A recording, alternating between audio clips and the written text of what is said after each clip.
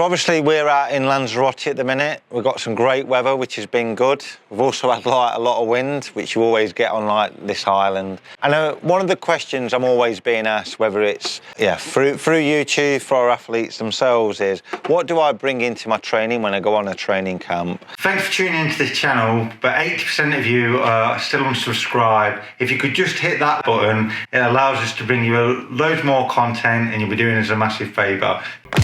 Strong like a tree, there's roots where I stand. Oh, I've been running from the law. Hope they won't shoot me down soon. Like a lot of people, they can get carried away. Generally, what we find works for a lot of athletes. If you like. Most people are short on time, so obviously volume's like a key part, and that's, you know, like you'll get a physiological adaptation with the amount of volume that you bring in. So ideally, say you probably want to double like your training load a lot of the time. So if you're only doing 8 hours a week, then you'll probably find the max that you really want to go to is probably 16, not 20 hours.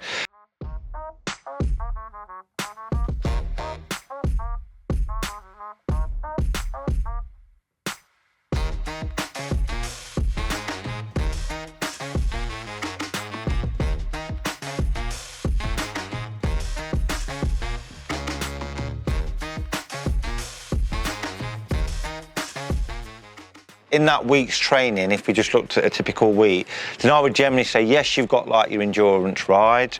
You probably want to bring like some overgear efforts into that, some strength work, just like doing like smaller blocks of 10 to 20 minutes zone-free efforts within a ride. For most people that we've been out here this week, we did a session the other day. It was 3.5 hours, and we just chucked 3 by 10 minutes overgear in zone 3, and that's just recruiting 50 to 60 cadence, and it's not going to take too much out of the body, because the key to any training program is that it's a consistency with it, so then you're not too fatigued going into like the next day.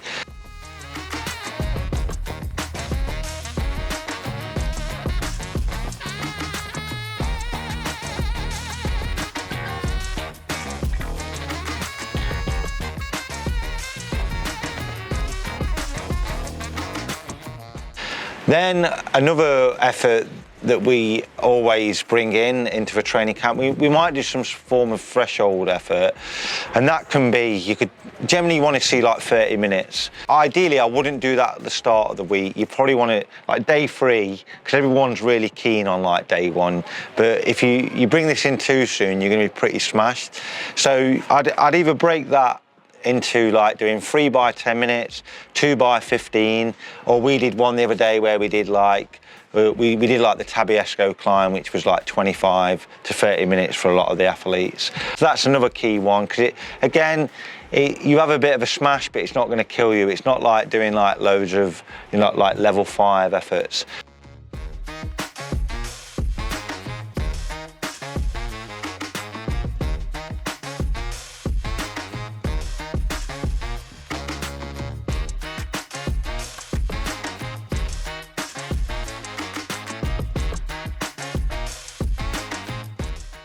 And then the final one, again, just doing some zone 3 training, just a big block of tempo within some form of ride.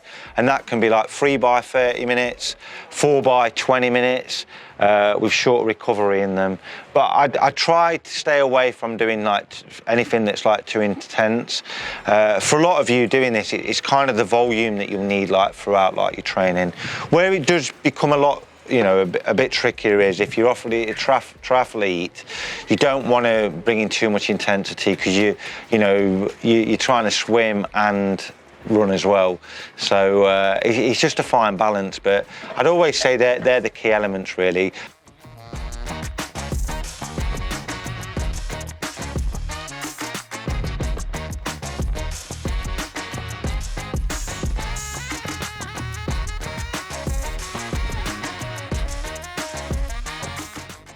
the majority of it, you're just trying to spend in like that zone 1 to zone 2 a lot of the time. And just don't get carried away. Like a lot of people, they'll get carried away with like the training, especially when they're training in a group. Just try and hold back. Like there's no medals for, you know, like smashing your mates like every day. You're trying to be the first one up the hill, trying to sprint for like those signs every time you see one. So try and stay away from them.